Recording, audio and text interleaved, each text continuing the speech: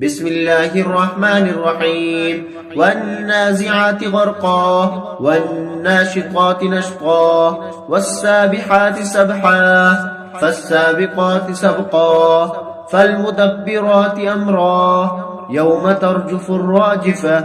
تتبعها الرادفة قلوب يومئذ واجفة أبصارها خاشعة يقولون أئنا لمردودون في الحافرة أئذا كنا عظاما نخرة قالوا تلك إذا قرة خاسرة فإنما هي زجرة واحدة فإذا هم بالساهرة هل أتاك حديث موسى إذ ناداه ربه بالوادي المقدس طوى اذهب إلى فرعون إنه طغى فقل هل لك إلى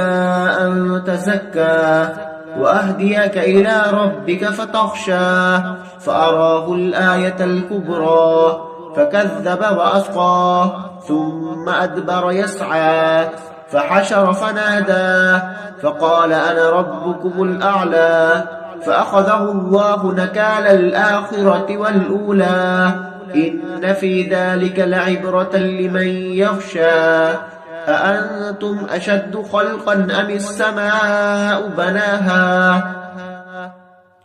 رفع سمكها فسواها وأغطش ليلها وأخرج زحاها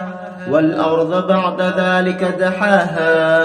أخرج منها ماءها ومرعاها والجبال أرساها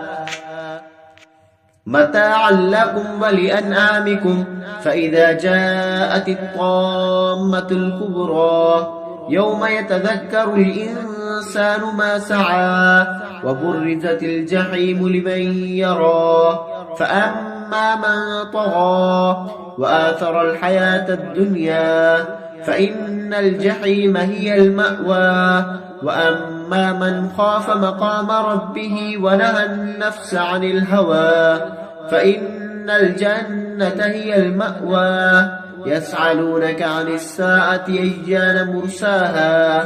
فيما أنت من ذكراها إلى ربك منتهاها إنما أنت منذر من يخشاها كأنهم يوم يرونها لم يلبثوا إلا عشية أو ضحاها صدق الله العظيم.